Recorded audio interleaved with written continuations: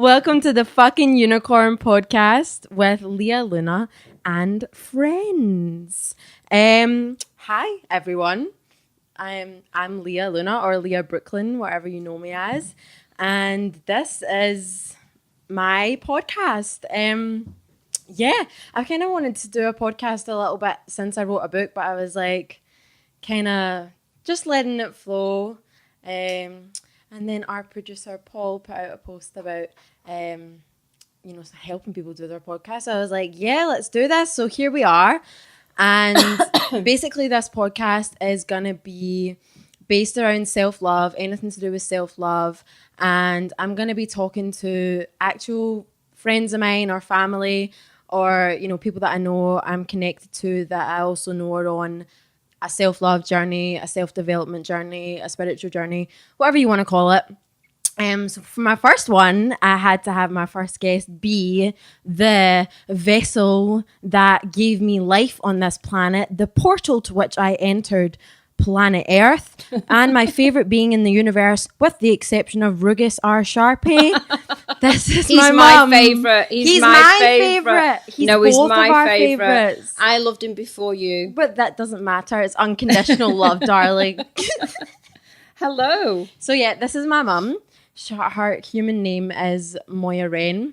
Moya Charlotte Wren, actually. I call her mummy or bitch. Bitch is quite frequent the name, but I thought, who else would I want for my first guest than my best friend in the whole world? And also, sometimes, no, all of the time.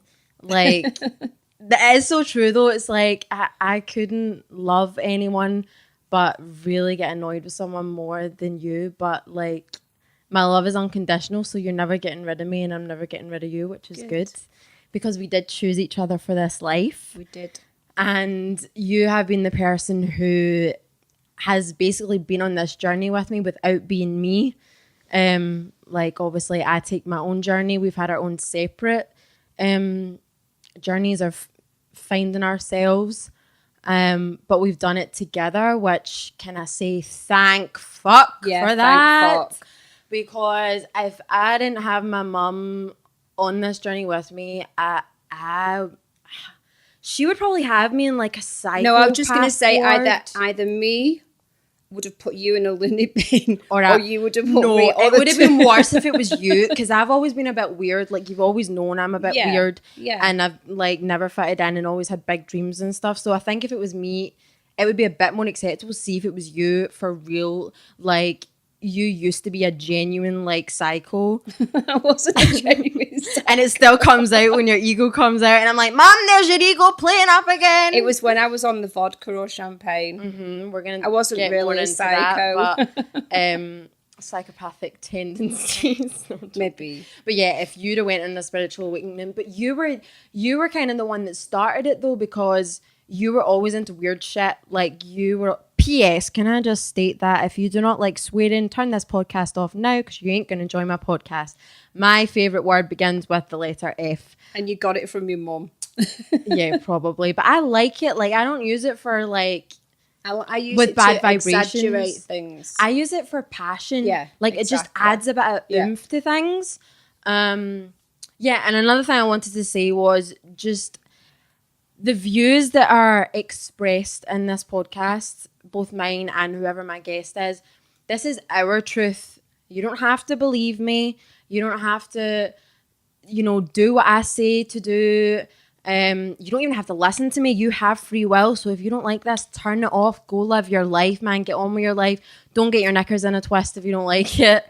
Exactly, just babe. Take what you want from it. If you're listening, there's things that you agree with and you're like, oh, that inspires me, then take that on board. But if there's things that you're like, oh no, that doesn't feel right to me or doesn't show who I am or whatever, you don't have to accept it because it's true for me. It doesn't have to be true for you. Exactly. So that's what I wanted to say before we start speaking. No problem. And that's true for everything in life. Like, if they're like just anyone you speak to or anyone you admire or anything, you don't have to agree with everything they say and do because that's their truth. Just take from it what you want. So yeah, what was I saying? So you were always into... What were you saying? I remember, which I'm shocked about because it's usually hard for me to like bring the conversation back around when I get in a tangent. But you were always into like weird shit. Weird shit? What do you mean by weird shit? You were always trying to discover yourself, but I didn't see that at the time. I was always trying to discover the meaning of life, not myself. That yourself is yeah, life. well, yeah. But it was like, I remember the feng shui. There was a time where she was into feng shui. She was turning the whole fucking house upside down. I was like, what the fuck are you doing? This needs to be in this corner. Still at do this that. facing degrees. And it yeah, makes you feel I believe in good. this now. I don't really practice it, but the energy thing, I've not really looked into it. But I never gave it a label. I just did my thing. But apparently it was feng shui. You did the feng shui. We did a bit of Christianity. We did a lot of Christianity. We did a little bit of Buddhism. We did. You listened to, so when we were like having our time where we turned to Christianity, and I was brought up. I went to a convent, so I was taught by nuns under the Catholic. I didn't know you then. No, I'm just saying. So I've always been looking for something. You've always been looking for what life's about. Yeah. Whereas I don't think I ever really was. Because I was just going along with what society did, and I was just interested in music, singing, shopping, boys, going to the cinema. Just like, I don't want to know the meaning of life. Like, it was like something where you were going to school and the RE teacher would be like, let's talk about this religion and that religion. I just never resonated with it. Just that didn't feel like the meaning of life for me. So I never really thought about it. And I also always liked to have deep conversations, but no one else ever liked to have deep conversations. And I was always like the weird one. I was too nice, I was too loving, I was too much. I would always want to really hug my friends and even like kiss them and just be so affectionate, and that wasn't like a thing. So I changed myself for people to like me. But yeah, you were always into like weird shit, and you were listening to I think it was A Secret in the car. No, it was Abraham Hicks. It always started with Abraham Hicks, and then I remember The Secret because I was just like, every time I went in the car, I was like, oh my god, what the fuck is this that you're playing now? Just put some music on. Like, I don't want to listen to this shit. But then I started listening because it was like, you know, I've always seen myself performing in arenas around the world, and you know, being what I like knew as like a pop star back in the day, and being famous and performing and everything like that. So they were saying things like, oh, how you make your dreams happen, and they were saying some things that I just always did naturally but didn't realize that I was doing, like just really believing in my dreams. Like I just, when I was in school, it was like the PSC teacher would be like, oh, let's think about our careers, what do you want to do? And you know, everyone in the class, I mean, a lot of people were stuck, didn't know what they wanted to, whatever. You 14 years old. You wanted to be everything and everyone. And I was like, I couldn't write fast enough my list. So then she was like, okay, Leah-Brooklyn, if you want to stand up and share with us. And I was like, I am going to be a world famous singer, fashion designer, choreographer, actress, songwriter. I had this big list, and then I ended it with Playboy Bunny. I remember that. I wanted to be a Playboy Bunny. Yes. Man, it just shows you were in the newspaper and everything. Goes. Yeah, I remember. It's because I used to watch that TV show Girls Next Door, and it just looked like they had like the life that you want, which is obviously what they're trying to do. They had to sleep with Hugh Hefner. Oh my god. But then I read that book you gave me about the Playboy Bunnies like stories, and I was like, fuck that. I don't want to do that anymore. But I remember saying it in school. But the teachers, like, apart from the Playboy Bunny shit, I always told teachers, like, I'm going to be a famous singer. And they'd be like, have you not got a plan B? Like, that's a bit unrealistic. Like, that's not going to happen. And I was like, watch me. Mm-hmm. Watch me. Like, there was this one particular teacher who gave me so much hate. She was like, you have pipe dreams that will never come true, Leah-Brooklyn. And I was like, miss, you're getting my first signed album. So I remember she that. is. So if you're watching this, it's coming soon. Send her your book first. I know. But yeah, school was really difficult. It was not fun. But I'm so grateful for it now, because it's like, if I hadn't had those experiences of not feeling like I fitted in, and, you know, just seeing like every lesson, like, why do I need to learn this stuff? I want to be a famous singer. What the fuck do I need to know about Pythagoras' theorem for? Even if I didn't want to be a singer, I don't even need to know that. Like, I was just like, what is this all about? And I just really didn't enjoy it. Now you're going to need to remind me what I was talking about. don't know. How we had our awakening, basically. So you Okay. were into all this shit, and I listened to The Oh Secret yeah, I was one day in into the car. weird shit, you said. Yeah, one day I was in the car and I was like, that makes sense, because that's what I've been doing my whole life, saying I believe in my dreams, they're gonna happen. Like, no matter what happened, every audition I went to, I got like no's all the time, and I was so disheartened at first. I would think, my God, am I not good enough? What's wrong with me? Blah, blah, blah. But it didn't make me ever give up. I was like, I don't have another option for my life. This is all I love and all I want to do and all I know that I'm going to do. Since I don't know how long, you'll remember better, me getting you in the living room and having my microphone, like, everyone shut up, I'm going to do a show. And always so dressing young. Up and everything like that. Like, I've just always known, and no one could tell me any different, tell me, oh, you need to follow this career or do that. It was like, no, like, I know who I am.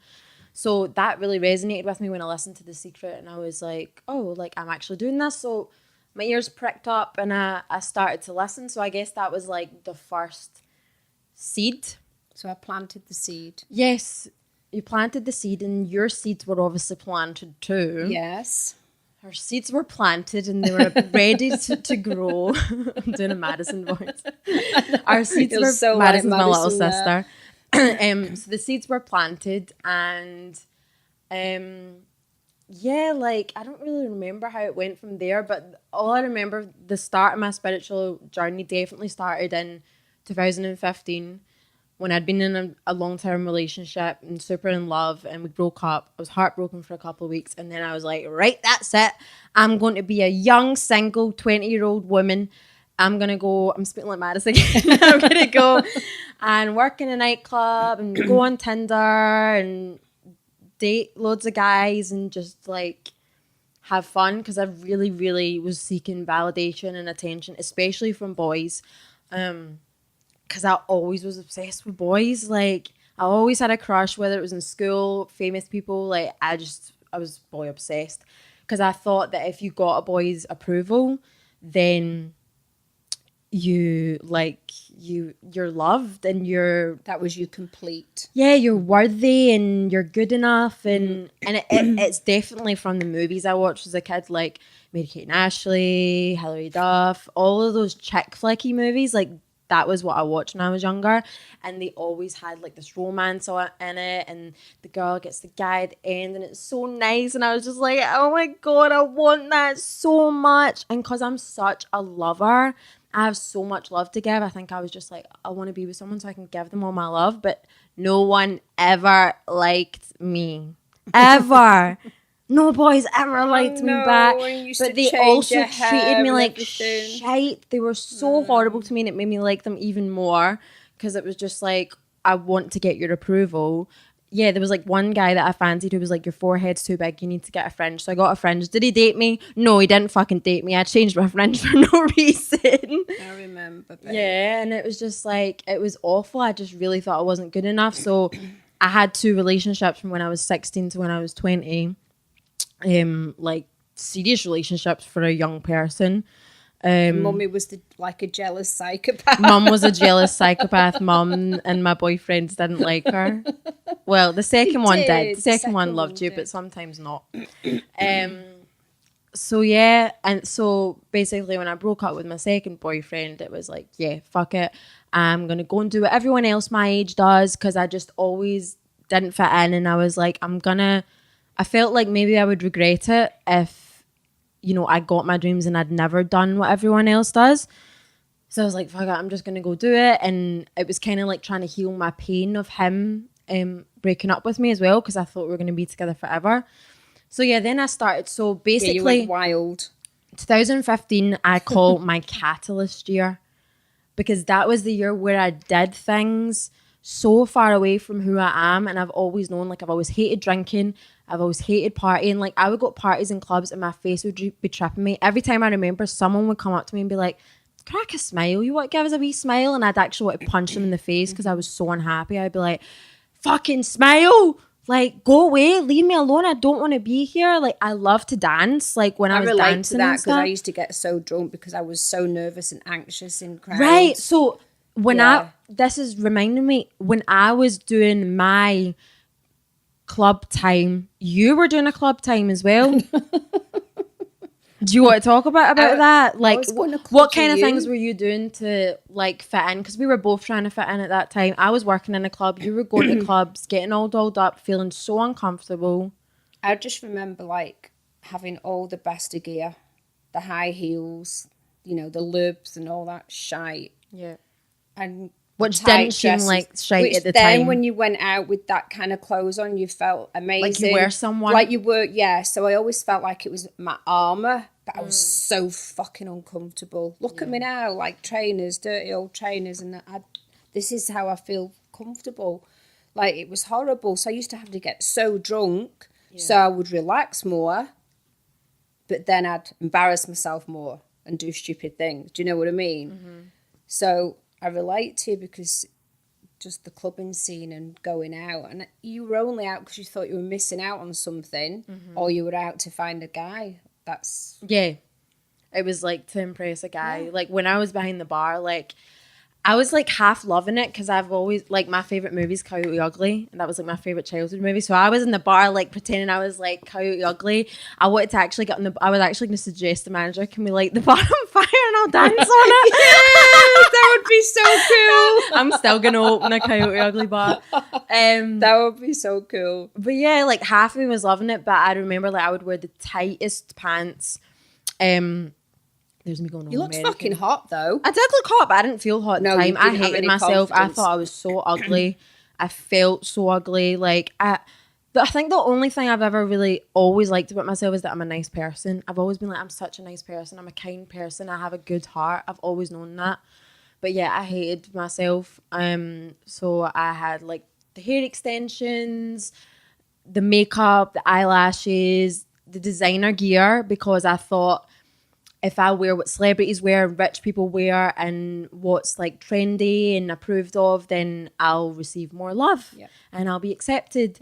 And I've always been into fashion, but I never had my own individual style then. It was like, I was always like following trends or copying something, trying to be cool, you know, wearing brands and stuff. But yeah, I would wear the tightest pants so that like I have a big bum, and I used it to my advantage in that time because it was like all the guys were like, oh, have you seen Leah's arse? Leah's got a fucking huge arse. Oh, it's so hot and all that. So I'd be like, right, this is my asset, literally asset. Right, let's get it out into the world. And like, yeah, would like purposely walk and like move my butt, and if a guy was behind me, like, he's looking at my butt, let's wiggle it. I love my butt because I love it for me. Yeah, like it's my butt. It's awesome. But yeah, I was doing it for the attention for guys then, and wearing push-up bras, and yeah, just felt uncomfortable but comfortable. Like I was loving the attention. It was the first time in my life where guys were actually giving me attention. I was like, oh, look at me. I'm finally good enough. So I had that time. You had that time as well, around the same time, like 2015. Mm-hmm. And then I went off to Shagaloof. Magaloof. What did I say when you told me you were going there? I can't even remember. I was just like, oh my God. You were all for it at the time, I think. Was I? Because you were the same as me, looking for attention from guys, dating younger guys. So I was. You know, in the club scene and everything. I know, I forget. I have to like bring us back so we can tell our story, but I forget as well. Yeah, guys, I was dating guys half my age, wasn't I? Right. And why do you think you did that? Because I just wanted still to be in my 20s, I think, and for approval. Like, they were hot guys. Yeah. I did love them, genuinely did love them. I didn't date anybody. You know what I was like? I wasn't like a slut or whatever, but I didn't date just for the sake of whatever. You're the same as me. You've always been a lover. Yeah, and like I would give my all to whoever I was with, because whoever I was with, I believed that person deserved to be with me. Yeah. Do you know what I mean? But I don't know, just dating young guys, just attracted younger guys. It was weird. I didn't go looking for younger guys. But you were obviously, now that we know, you were obviously putting out that vibration. Yeah. I was still trying to be young, probably. Like, age is just a number now. I'm 50 and I don't give a shit, right? Yeah. Like, I'm 50-year-old. I turned 50 last July. Like, I'm proud of how old I am, how young I am, or whatever it is. Age is just a number. But at the time, when I didn't love myself, I thought, because I had a younger guy on my arm, like, oh my God, this is me. Like, I'm still young kind of thing. Do you know what I mean? Yeah. I can still get the young guys, Yeah, so, you know, but I've it still wasn't. got it going It wasn't. on. I can still get the young guys for ego either. I wasn't just, you know. Yeah, like it wasn't that. about them. It was about you feeling good about yourself. Yeah. But you weren't like using anyone. No. But yeah, it was like, it was from a place of lack of self-love within you. It really was. Like, I've like, you know, like I had as well, like needing approval from a man to think that you're good enough, but also just really wanting to just love someone, but actually not thinking of loving yourself first. And can I say, I never thought for one day I would ever go without hair extensions. Do you remember? Like, I had hair extensions in for like, 15 years. So I had the long blonde hair, the boobs were pushed up, the heels. Like, it was just so not me. Like, completely the opposite of me. Yeah. And look at me now with short hair and... You look cute. So yeah, then I went to Magaluf, as we were saying.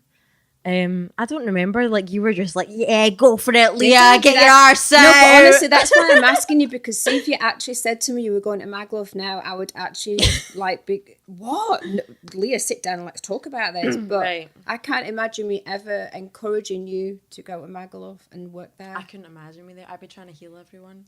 But yeah, like, I'm not dissing Magaluf for anyone. Yeah, we just about to say no offence. You know, what I'm saying is that was never me.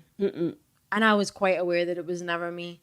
But it was like, so I was working on this club scene, and then I went away for my 21st birthday with a couple of my girlfriends.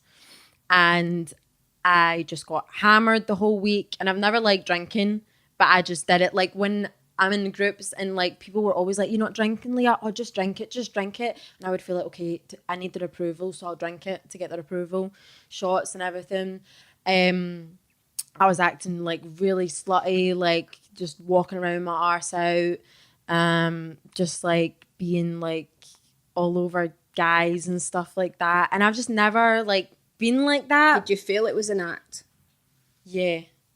But I didn't know like who to be. I was ashamed of who I was. I was ashamed of being a deep person. So I tried to undeep myself, if that makes sense. Because I only ever really had like close friends, and it would just be the two of us late at night, and we'd get into a deep conversation. It would be the best part of my day ever. Like, I just thrived on it, but I just hardly had it.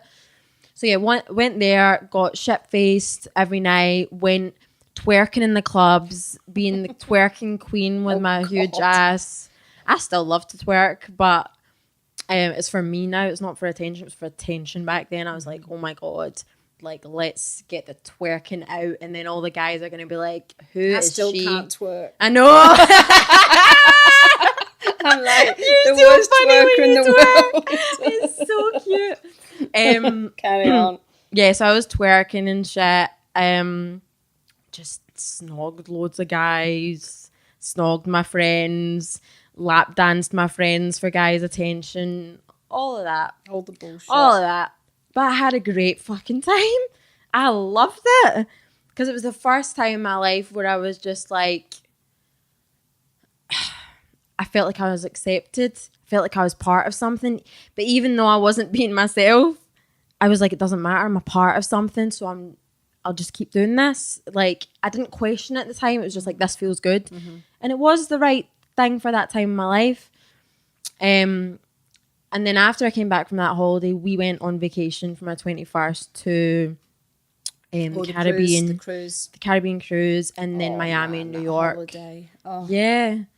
It was amazing. And yeah, New York has always been a place that I've been drawn to, like, since, I don't know, since I was very young.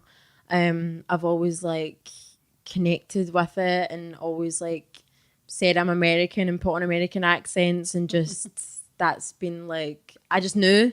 And my name is Leah-Brooklyn, so it's like, you knew as well without knowing. So yeah, we went to New York in that trip, had my old Tinder on, and swipe, stop, and I seen like the most beautiful guy I've ever seen in my life, still is to this day. And I was like, we were in that beer garden, weren't we? But you know my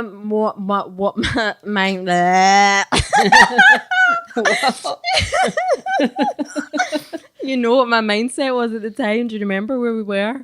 we were at was it the stock exchange? We or were on something? Wall Street. Yeah, yeah. It's like, I'm going to find me a Yeah, Jordan yeah. Belfort to take Yeah. care of me.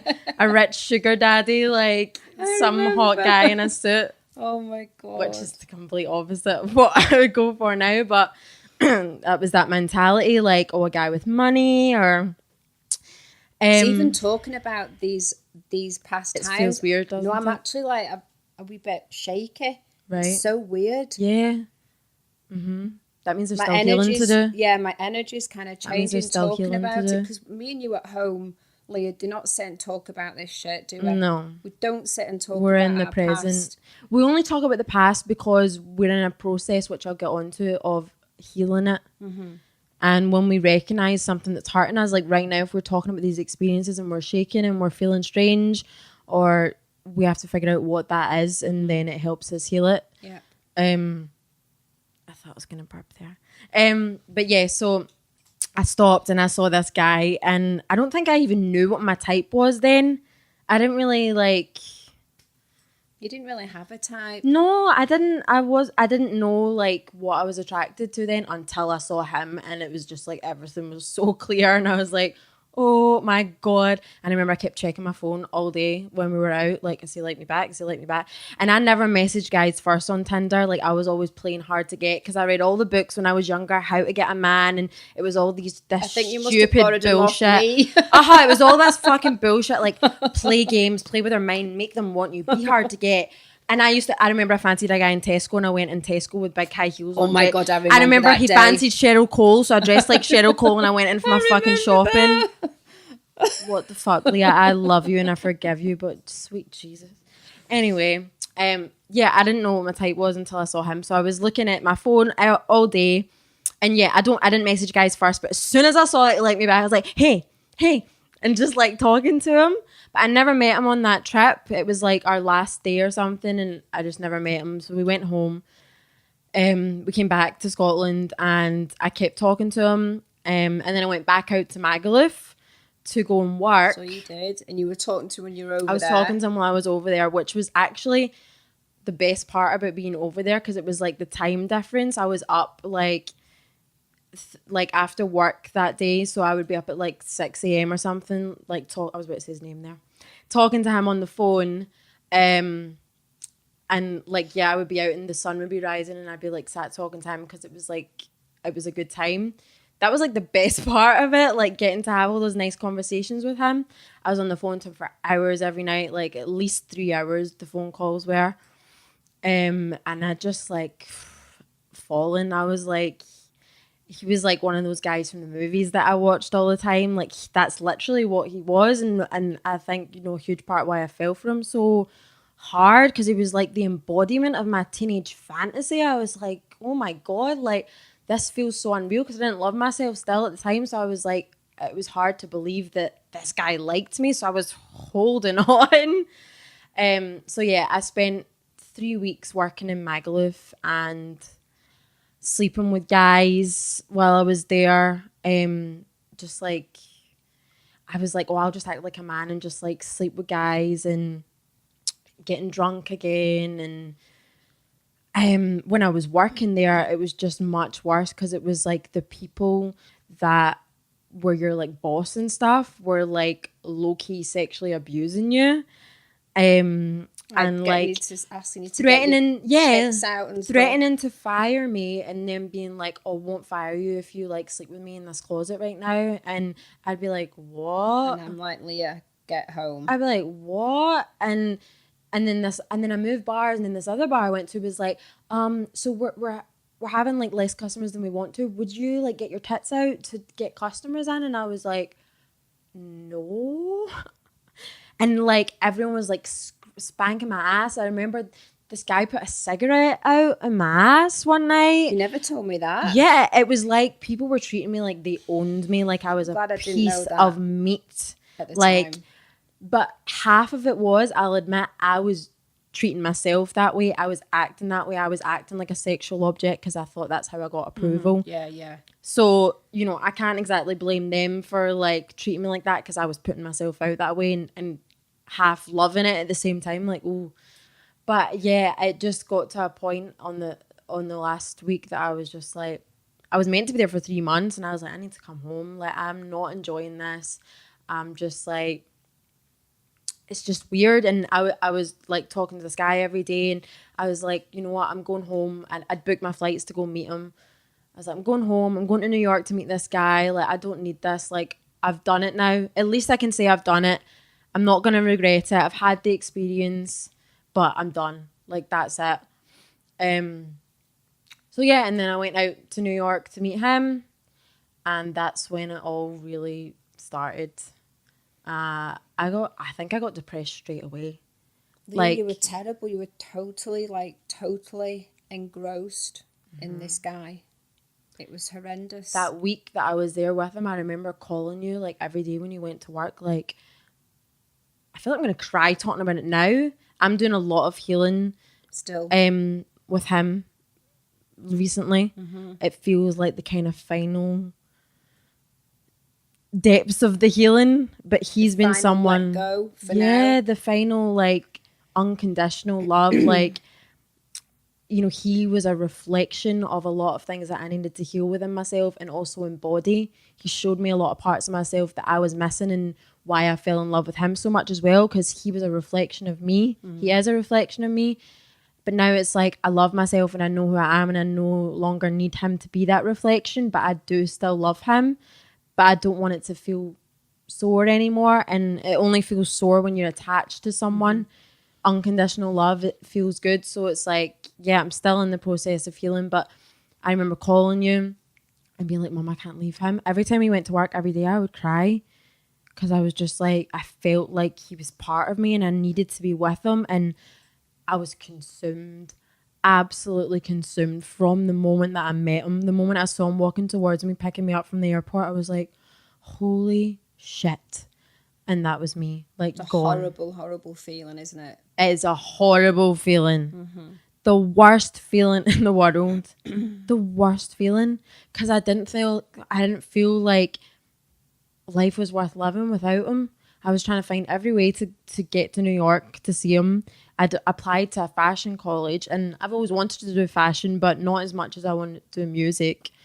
And I was just like, I kind of realized I actually got into the college, and then I realized, why am I paying this much money to go learn something? It was scary amount of money as well. To go be in New York, and I'll hardly even get any time in New York. And then I also had to question, okay, really, why do you want to go there? Because I hadn't really found my New York yet that I have now. It was about him.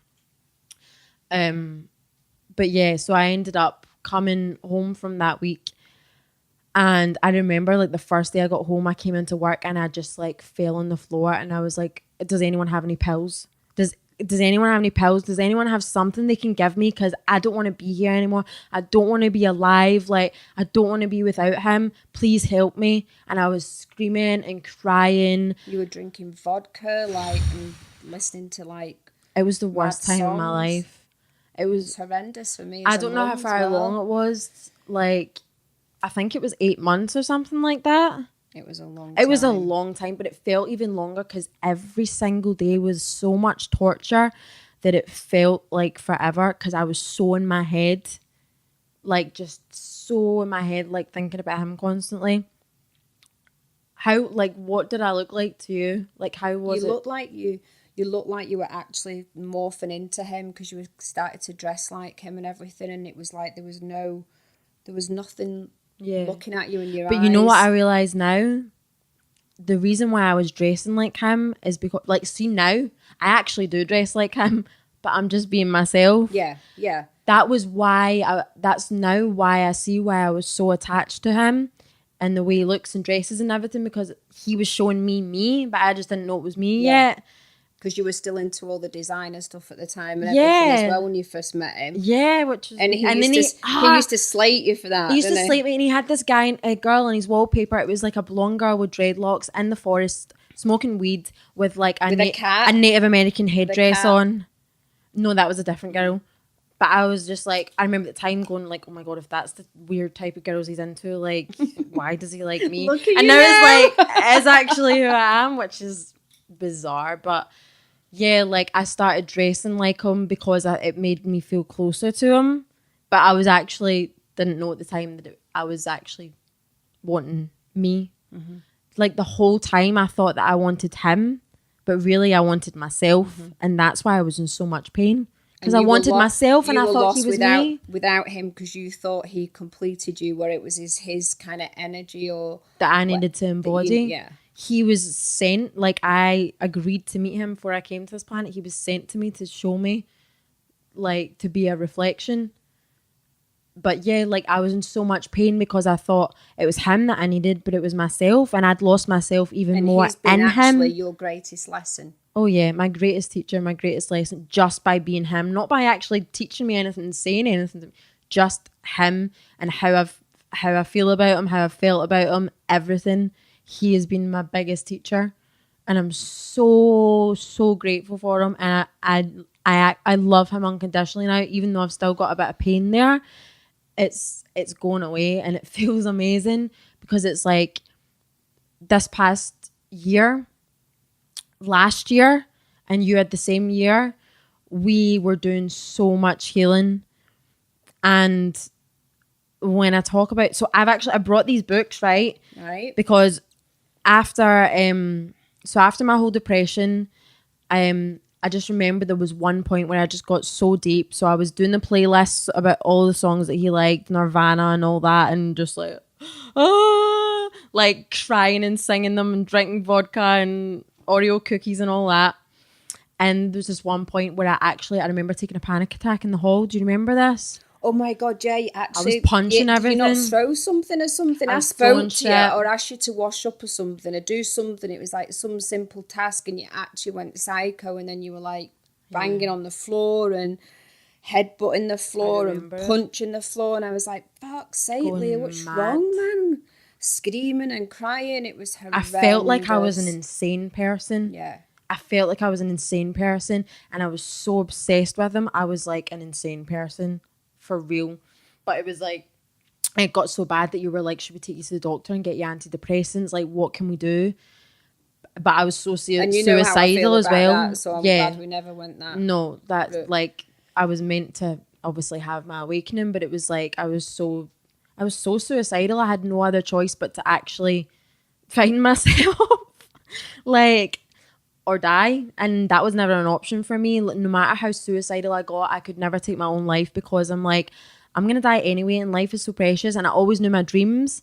I remember as well, like thinking at certain points, when I'm famous, he'll love me.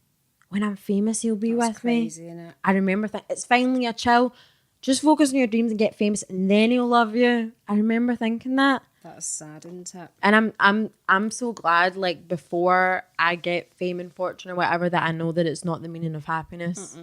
I'm so glad that I know that now, because it's just I just want it to help as many people as possible and to be that role model to others like mine have been to me, to help other people light up. So anyway, what was I talking about? So yeah, I don't remember the exact moment. It was like, ooh, this is the beginning of a spiritual awakening. But I do remember it being like April 2016 was like the first moment where I felt that, you know, that feeling you feel in your body where you've just realized something, your truth, and your like epiphanies, like, yes, oh my God. Like the first one like that was when we watched the video about the pineal gland. And I was like, oh my God. Yeah. And then we went vegetarian and we started cutting out fluoride. We changed our toothpaste. Stop watching TV. Stop watching TV. We've not watched TV. Turned down the adverts. Removed all mind control. But yeah, if anyone wants to watch that video, I highly recommend it.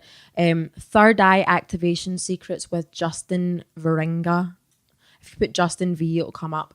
That was the first video we watched, and that was when, is it called the penny dropped? That was when the penny dropped for me. The light bulb moment. That was the inner awakening moment where it was like the beginning of truth seeking, and then it was just from down the rabbit hole from there. But I brought these books because these books I can say are the most incredible. Which ones have you brought? The 4 Agreements and the Mastery of Love. I'm halfway through the Mastery of Love right now. So I read the Mastery of Love first. I'm halfway through that. It's very good. Because I can't remember how early in my journey it was. I met Ruth, who I hope to bring onto my podcast at some point. She's amazing. So I met Ruth, who is a shamanic practitioner, and I now practice shamanism. It's been a huge part of my journey of finding who I am and life's truth. So I went to see her, and I remember her saying to me, I think I maybe was talking to her about the guy. She was like, you need to read this book, The Mastery of Love. So this was the first book that I read, and this is basically like telling you what love really is. Love is unconditional. Love is free. You know, a lot of what society thinks love is, it actually isn't. Like, love hurts, love is painful, fuck love. And it's like, that's not love. So this is not only about your relationships with other people, romantically, friends-wise. This is about the most important relationship, which is the relationship with yourself. Yeah. This was the first book that got me known about what self-love really is. How long have you been telling me to read that for? A long time. I'm like, shut up, Leah. Shut up. I'll read it. Before this book, you would have like said to me self-love, and I would have thought selfishness, narcissism, vanity. She loves herself. That was like the phrase that society used. Oh, she loves herself. He loves herself, as in they're a horrible person and they act like they're better than you. She's so selfish. Which, can I say, is not self-love. Is actually the complete opposite. And if someone's acting that way, it's highly likely. No, it's 100% they don't love themselves, because that's why they have to act that way. So this book actually, it's fear-based, and it's wanting approval and having to act like you're better than other people. And self-love is knowing that you are everyone else, you are life, and actually having unconditional love for everyone. You don't have to have them in your life, but just knowing that they are a part of you in some way, that we're all one. So this introduced me to self-love and really started my self-love journey, I would say. And this one I must have read straight afterwards. So who recommended you that then? Ruth. Oh, Ruth. Okay. Oh, sorry, okay. I thought I said that. Yeah, you did. I went to see Ruth and she recommended that I read it. Okay. Yeah, that's it. And then this one, The 4 Agreements, which is basically like, we've all made these agreements in life. That's incredible too. Oh my God. Incredible. Both of them are incredible. If I could give everyone in the world a book to embody and read, it would be, I would say, The 4 Agreements. Yeah, The 4 Agreements. Like, oh my God. So basically, your agreements are the things that you have agreed to as being part of your identity. And for most of us, it happened during childhood, because we're born as this baby, this pure being of love who knows who they are. They've just came from the holy temple of life. I was in this one, came out, knew who the fuck I was, a ball of love and light. And then Moya Wren told me, this is your name. Your name is Leah-Brooklyn. We live in Glasgow. You are Scottish. You are like whatever it is. And then I go to school, and then they tell you, this is right, this is wrong. This is what you do to be accepted. This is how you're not going to be accepted. When you're accepted, you get love. When you're not accepted, you're going to be rejected, and rejection hurts. So don't do anything that's not acceptable. Just do what everyone else does and you'll be okay. So basically, all of us have agreed to things, whether we realize it or not, and taking them on as our identity and living life that way. And this book helps you realize you can change your agreements at any time. If you don't like your life, you change your agreements, because it's like they change your blueprint, isn't it? Right. Yeah. This is what we've been doing since our spiritual awakening, or whatever you want to call it. We have been unlearning the things that we are not, taking off all of the veils, all of the things we've been wearing, the things that we've attached to us that we thought was who we are, which really isn't who we are, which is like labels. For me, it's been so powerful, like realizing like the illusions of separation, which are like race, religion, nationality, names, like realizing that we're all one within myself has been like the most incredible thing, because I feel like I always knew it. Like I always just like was so like racism and things like that, it would just make me feel absolutely horrible. I'd be like, why is this happening? Why is there war in the world? Because we all think we're separate, and we're not. We're all one. That's why me and you can't watch horror films either. Horror films just fuck with your mind. Yeah. But yeah, basically you have these agreements, and they can make your life hell because you think that you're stuck to this agreement and you're stuck in the past or whatever. You're just defined by, you know, the fact that I am Leah-Brooklyn. I am a white woman who's Scottish. Who I don't identify by any of that. Only by Leah-Brooklyn because I like my name. It's the only part of that I like. You know, when people say to me in New York, are you Scottish? No, I'm not anything. I don't go by nationality. Like, we're not separate. Like, I'm one with you. We're on planet Earth in the universe, you know? But yeah, that's the 4 agreements are basically 4 agreements that you can live and embody that will allow you to live a dream of heaven. Because we're all dreaming right now, and we're the creators, the dreamers of our dream. This teaches us how to live the dream of the soul, the dream of the infinite being that we truly are. So I'm going to tell you the 4 agreements. So the first one's be impeccable with your word. Words are so powerful. That was a huge part of the beginning of our journey. We kind of learned that with the law of attraction. Because I remember, like, when I was unwell, I would be in MAGA and I'd be like, oh, just so you know, guys, if I'm ever unwell, I won't tell you. I'll tell you that I'm well. And they were all like, what the fuck? Yeah, I like, say law that. of attraction. Ask me how you are, and I'm saying, I'm fantastic, I'm wonderful, but I thought you had a sore ear. No, my ear's perfect. I can hear clearly. Yeah, like speaking what you actually want and what you actually mean and using words of love. You know, sometimes it's hard. Like, sometimes you use things and you have to catch yourself. Like, we catch ourselves now and we're like, oh, like, we didn't actually mean to say that. It's not what we want. It is funny now. So be impeccable with your word. Don't take anything personally. Holy mother balls. That is, oh my God. I still really struggle with that. You do struggle with that, and I have to keep reminding you. I really do. I think it's because I've got a business as well, and my name's out there, and if anybody says anything against my business, I take that so personally. Yeah. So I still really struggle with that. I have to still work on that 100%. And really, nothing. So this was, if I could give one piece of advice or say one thing that has been the most helpful in my spiritual journey, is no longer looking for approval from others. No longer knowing that everything that everyone does is nothing to do with me and is everything to do with them. If people reject me, it's nothing to do with me. Like, I've not done anything wrong. They're just, it's to do with them. You know, like, so not everyone in the world is ever gonna love you. Which, like, you know, I find that really hard, though. I find that hard because I used to want everyone to love me. Please love me. Yeah, like, and that's how we turned into people pleasers, and we just drain ourselves. You just want everybody to love you. You just want everyone to love you and approve of you, and it's just never going to happen. Absolutely fucked yourself. You're absolutely fucked, and you end up living in a prison of caring what people think of you, and you can't be yourself like that. Like, you really can. If you're caring what people think of you, you can't be yourself because you're always going to stop yourself from doing something because you're like, oh, but what would they think? Or what would they think?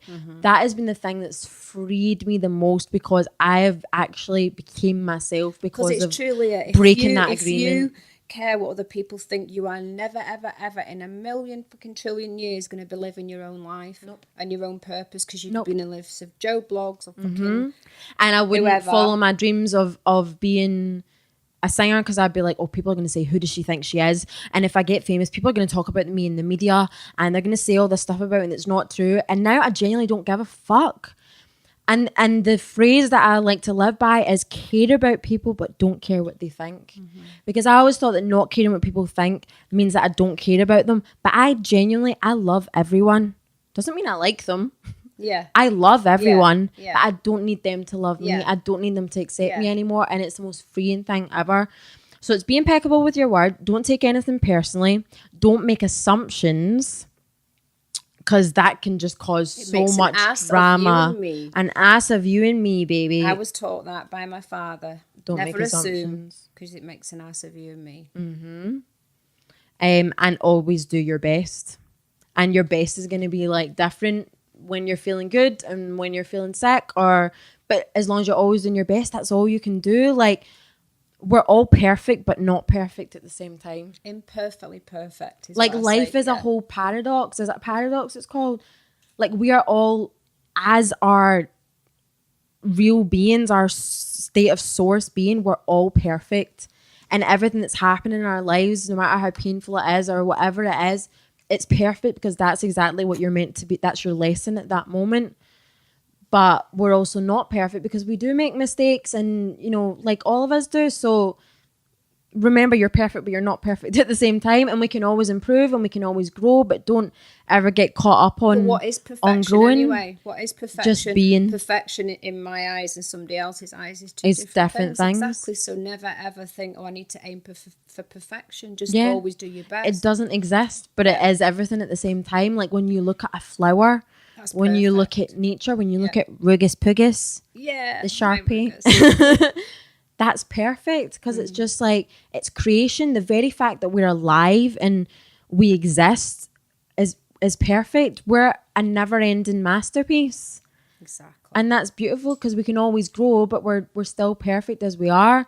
But, you know, one thing about the spiritual journey, like if anyone's listening to this and you're on a spiritual journey, one thing that I experience quite a lot, and you do too, is like thinking we need to be at a certain level and know certain things and look at other spiritual people and be like, oh, but they know this and they're doing this and that. Like, there's no, like, there's only your path. Well, we both drive ourselves insane. Not anymore, but I think a lot last year we did. But there's only your truth and there's only your path. And no matter what other people are doing, like, whether they're on a spiritual journey or not, you're on your own spiritual journeys. Like, it's a spirit, like, so the quotes that I can think of that best describe a spiritual journey that I've seen, I never know how to put it in words because obviously everyone has in their mind what it means to be spiritual. And I think a lot of people have got Buddha bowls, yoga, healing crystals, everything's fairy and nice, and it's not.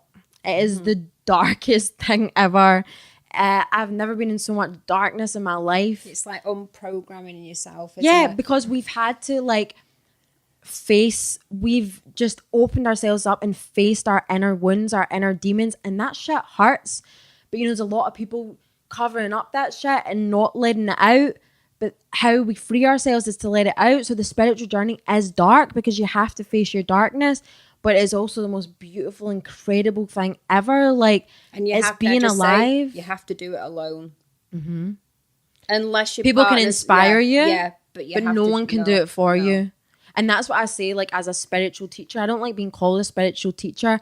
I'm just inspiring you, hopefully, and being a reflection of you. And it's up to you to heal yourself and, you know, take whatever you want from me. It's not up to me to heal you. I can't heal you. I can only heal myself.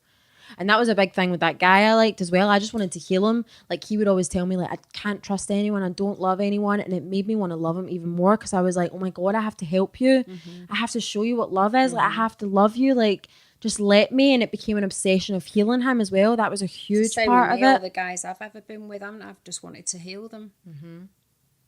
Completely. And it's like part of being a lover, and we are natural healers. But, you know, I've had to realize I can't heal him. I can't heal anyone but myself. So I've been healing myself. And I know the only way that I can help other people is by healing myself and being the greatest version of myself, because then that allows other people to be the greatest version of themselves. But yeah, the spiritual journey isn't about yoga and Buddha bowls and whatever. It's about being your authentic self, unlearning all the things that aren't you to be your authentic self. And being your authentic self is your journey and your journey alone. The other one I like is it's the unlearning of fear and the remembering of love. This is the most accurate way I can describe what a spiritual awakening is. And it's been dark. It still is sometimes. Like, we're still the whole of last year we were doing, like, so we were going into like our deep wounds, our childhood wounds, and we triggered each other a lot. So when we trigger each other, or when I'm triggered by someone else, like, oh, that's not a nice feeling. Why did they just trigger that in me? And I'll get to the depths of it. We triggered each other so much, and it's awesome. Last year it was hard because last year we were just really deep in our, like, I was so depressed for a lot of last year. Suicidal many times because I was facing those things that I didn't want to face. The two of us were. We both had the same and we conversations, took it out on each other and over again. Mm-hmm. Just like waking up. I didn't want to be here either, like, but you know, you've got to keep going, haven't you? But then we had that higher perspective of, this isn't me. I'm healing these wounds. I'm freeing myself more and more every day. Each wound that comes up, I'm so grateful. See, when people trigger me now, I'm like, thank you. Like, thank you. I no longer take it out on them. Like, I think before, like, if someone triggered me, I'd be like, fuck you, this is your fault. You did this and did it. But really, they were triggering something within me. It's nothing to do with them. And now I'm like, oh my God, thank you for triggering me. You're recognising that. Because Madison said something to the other day and you actually went and apologised to her, remember? Mm-hmm. And I admitted you triggered me and that's why I acted that way. Because now I know when I'm not being myself. I know when I'm acting from pain, from hurt, from fear. I know it. I feel it in my body. You feel it. You don't feel good. Mm-mm. And I know what it feels like to be my authentic self and it feels fucking amazing. So when I'm not feeling fucking amazing, I'm like, okay, what am I thinking about? Who's triggered me? What do I need to heal? But yeah, like we've been such good reflections to each other and we'll just like, we'll recognize our egos within ourselves and we'll recognize it within each other and like help each other. Even if we're pissing each other off, like we're helping each other's souls, but our humans are like, like, oh man, getting rage about it. But yeah, like 2015 was my catalyst year. 2016 was the year of like discovering all the magic in the world and all of who I am and just I was just Is that floating. when you started going naked in nature? Started going naked in nature, wearing my jewels. I got my dreadlocks. Not done that for ages. You need to do that again. What? Go naked in nature? I know. I'll talk about that in another podcast, but that's something like that's how we're born. Like we're born naked, and I'm just like the woman's naked body. Like it's so just weird how it's seen as like a sexual object. Like it's just the naked body. We weren't born with clothes. I love clothes. I fucking love my cowboy boots and my biker jackets and everything, but I love nothing more than being naked. But I'm only naked in nature because I'm part of nature. Like I have people message me like, oh, will you do lingerie shoots and will you do this naked shoot? And it's like all sexual based. I'm like, you clearly don't understand the message that I'm trying to put out. That's not what I'm about at all. I'm a sensual woman. But yeah, it's like, so yeah, 2016 was like really connecting with nature. That was a huge part of discovering who we are, like going out into nature and seeing ourselves. Our favorite the place. Trossachs, oh my gosh, like the feeling that you get when you're in nature, it's just a feeling of being free and like light and just like I'm home. Like this is what I'm a part of. This is what's real. This is planet Earth. This is where I am right now. Just really brings you to the present moment. So yeah, that year was so magical. Like finding my soul tribe. I let go of a lot of friends when I awakened that I wasn't myself around, so I knew that they weren't. And that was really hard for you as well. It was really hard because I loved them and I do love them. I love everyone that's been in my life, but we weren't compatible. Ditto. And I was pretending every time I was with them. And it starts to drain you. It really drains you, and then you're not being yourself. You're not benefiting them either because they deserve to be around people who are being themselves so they can be themselves too. Yeah. So I had to let a lot of people go and I was kind of on my own for a while and just with you. And then my soul tribe, I call it, started to appear. And I call it soul tribe because it's like they're my family because they connect with my soul. Like they're the friends that my soul chooses. And even people who are in my soul family, they're not in my life constantly. We don't talk to each other every day. Like I'm not attached to people anymore. Do you know what I mean? I cannot speak to one of my soul family for like a year and we'll just pop back up to each other like, hey, we just know everything's in divine flow, divine timing. We're on our own journeys. Pressure. Yeah, we love ourselves, so we don't need attention from each other and stuff. So yeah, like I started to find my soul tribe that year. I can't remember what else happened. Started 11 Earth. Started my jackets. Was that 2 years ago? Yeah. Wow. Like I remember when you painted that jacket, I was like, Leah, that shit's incredible. You need to do something with that. No, wait, sorry. So 2015 was the catalyst year. 2016 was the year of starting to kind of find things and starting to clear my life. Then 2017 was getting messages from my higher self, finding myself in nature. Doing the jackets was 2017. Yeah. That's right. And then 2018 was deep, dark, inner child healing, which I am so grateful for. But last year was very hard. A lot of amazing things happened to me. Like I wrote my book. I did my unicorn parties, loads of amazing things happened. And that's, you know, I just knew, I was trusting the journey. I just knew what was happening. I connected, you know, we just, even when we're worried, we're not really worried because we just surrender to the higher power that's within us, but higher than us at the same time. We just trust the process. We'd go insane. Or we kill ourselves, which we're never going to do. We'd actually go insane. Do you know what I mean? So that was like a whole healing year. You have to. Yeah. You have to just go with where your passion is. Yeah. And where your heart is. Yeah. And like be present, like, you know, recognizing that depression is like when we're thinking about the past and hanging on to the past, and anxieties when we're worrying about the future, and all the peace and actually being like, for me now, I know like the meaning of life is just to be alive. That's I have it. both every day, I think, Leah. 1 minute I'm down there, 1 minute I'm up there, aren't I? It's horrendous. But then we like observe it. I observe it, and I'll only stay down for a day or two or whatever, and I'll come back up again. But also we honor that. Like, see, when we are down, we let ourselves be down. We let ourselves feel how we feel, cry, let it out. Yeah, because that's your body's telling you. Cuddle in bed, like you have to, because if you're penting up all your emotions, it can turn into physical illness. It'll drive you insane. Like, you have to let it out, but just don't stay there. Yeah, just let it out for however long you feel, but then be like, okay, how do I grow from this? How do I? And it's what helped me? Telling you need self-care. Big time. Like everything's like due to a lack of self-love. When we suffer, it's because we're not in an aligned place. Yeah. And then that's when people go and take drugs and do all these things to try and escape, because really they're just needing to heal, but they're just looking for distractions to feel that little bit of source energy that they are. But yeah, what helped me whenever I was depressed, I would write down how I'm feeling. Depressed, anxious, not good enough, all these things. And then I would write how I would rather feel.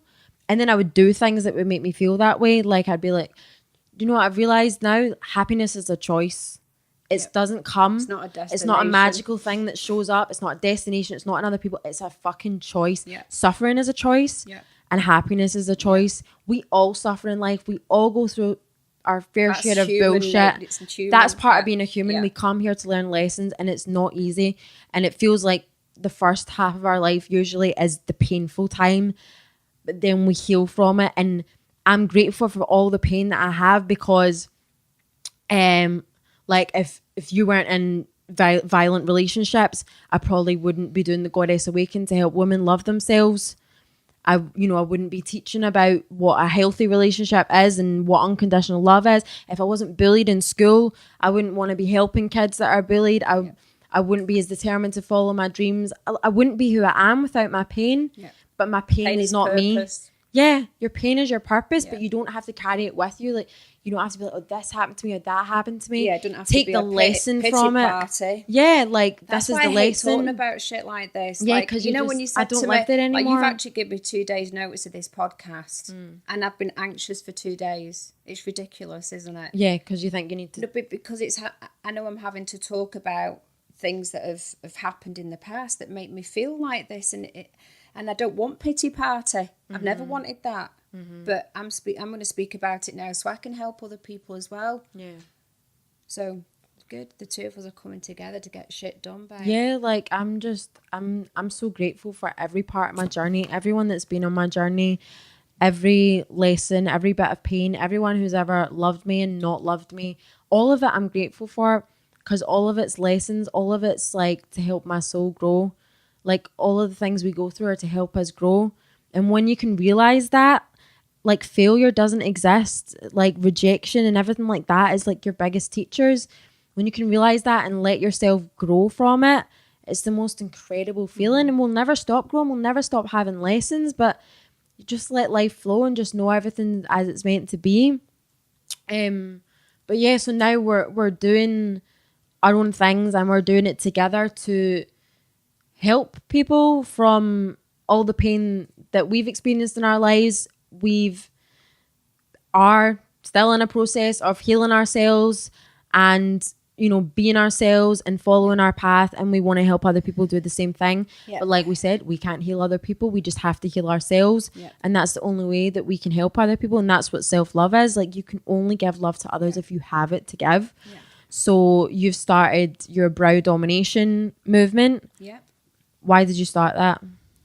I started that out of love for myself, love for others, and of course love for your brows. But it was just because there's just so many people that have come to me over the years to get their brows done, and you know how I feel energetically, you know what I'm like. I can just feel pain within people, and they're coming to me to get their brows done because they think that I can. They don't have love within. Yeah, they don't have love within, and they think, you know, a nice set of brows is going to fix them. And yeah, well, a nice set of brows, it looks good, but you've got to have it within, you know. And, you know, I would come home every day and I'd just be drained. And I'm like, I need to do something to help these people. The brows isn't enough, do you know what I mean? I need to help people feel good about themselves and give back. And whether they've been in violent relationships or they've gone through, you know, serious illness and lost the brows through maybe having chemo or alopecia, just whatever it is. You know, suffering is suffering. It doesn't matter what kind of suffering. Yeah, there's no one who's like suffered. Yeah. That was another thing that used to trigger me a lot. I had friends that would do it to me like, you've not suffered as much as I have. Like, you don't deserve to have good things happen to you. You've not suffered enough for it. There isn't a ruler of There's suffering. no like level. Like, obviously there's people that have a lot tougher things to deal with. Like, you know. But what fucks you up, fucks you up. Yeah, it doesn't matter like what it is. I hear people's stories about what's happened to them. Like, oh my God, I couldn't even imagine. Like, I'm sorry, but yeah, there's no like, oh, I've suffered more than you, so I deserve more or whatever. Or, do you know what I mean? Like, we all suffer. Even the richest people in the world, like, suffer so much. Like, it's not, you know, playing poor me and pity party and playing victim. You know, it gets you sympathy for an amount of time, and the sympathy can feel nice and everything like that. But, you know, you have to get to a point where you realize what happened to me is not my fault. I didn't deserve it. However, I am not going to let it hold me back. You know, we're not responsible for what happened to us, but we are responsible for our own healing and, you know, moving forward with our lives. That is our responsibility. We can't blame other people. It's their fault. It's that fault. They abused me. They did that to me. Forgive them for yourself. Mm-hmm. That's one of these books talks about that as well. I think it's The Mastery of Love.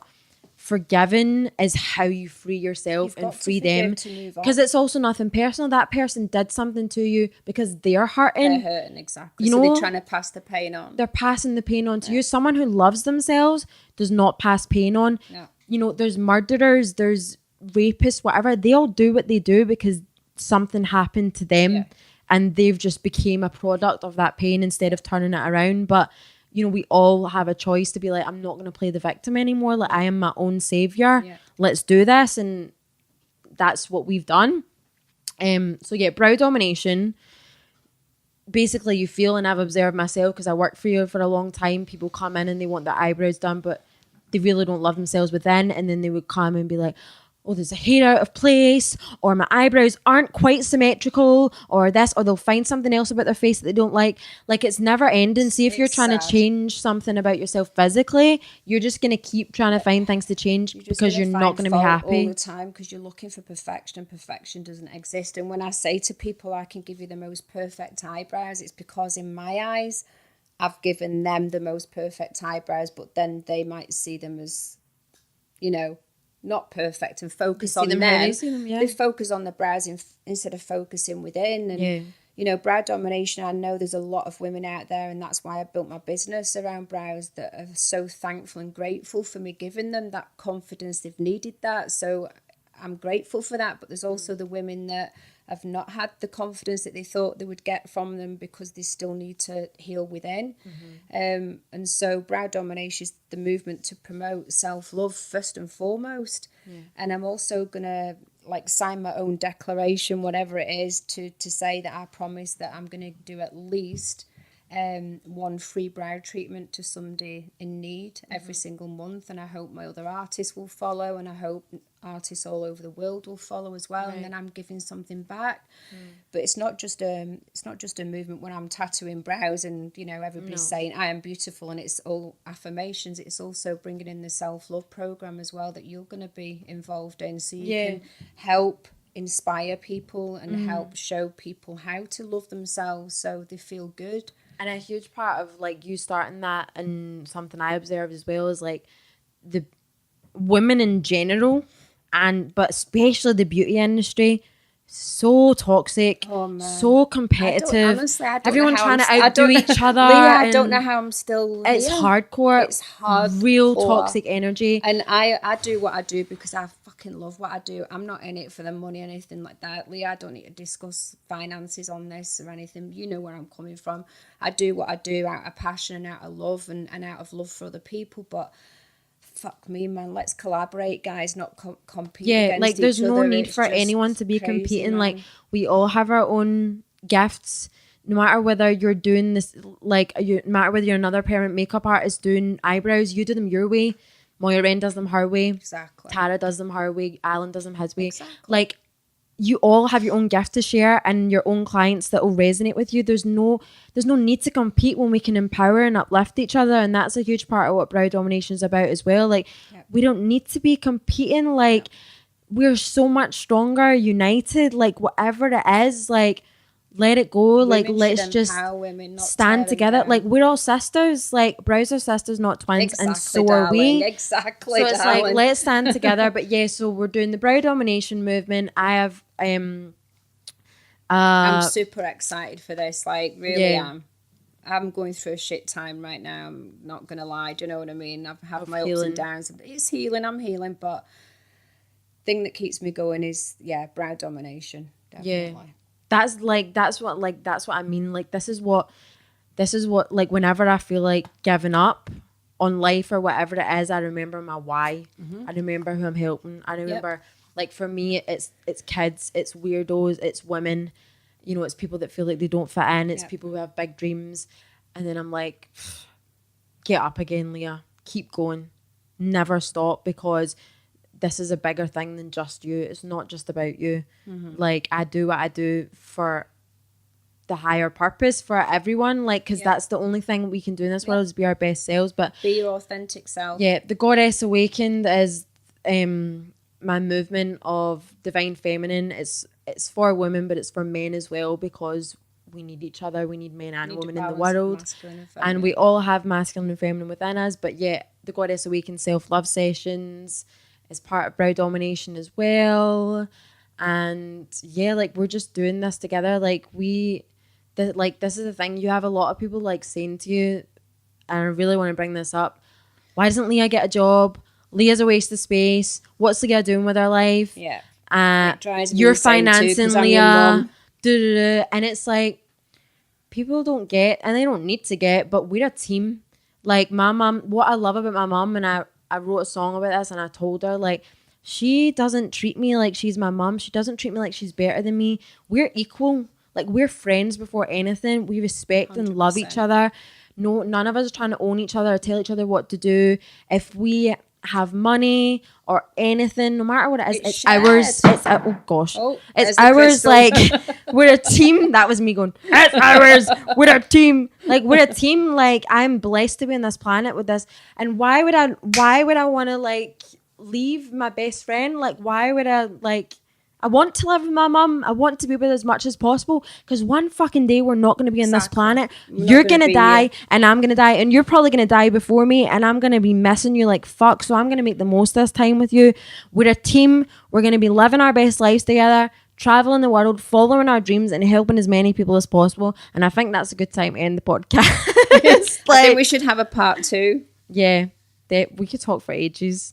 Mom's my best friend, but like, we're just being true to ourselves, and we're not being anything less now, and we just do everything we do to help other people. So that's that. Thank you for having me, darling. Of course, you're welcome back anytime. But yeah, like this podcast is just going to be me having open discussions. I didn't want to come in here and chat by myself and talk to myself. Open discussions with other open free minds, people that are on their journeys, and just hopefully, you know, you guys can get something from it. So peace and love to you. Thank you so much for joining us. Thank you. Focus on your blessings. Focus on what you're grateful for today. Focus on your breathing. 5 things you're grateful for every day. Yeah. Just keep bringing it back to that. You're alive and it's a blessing, and I love you and you're doing fucking amazing. Keep being a fucking unicorn. Peace.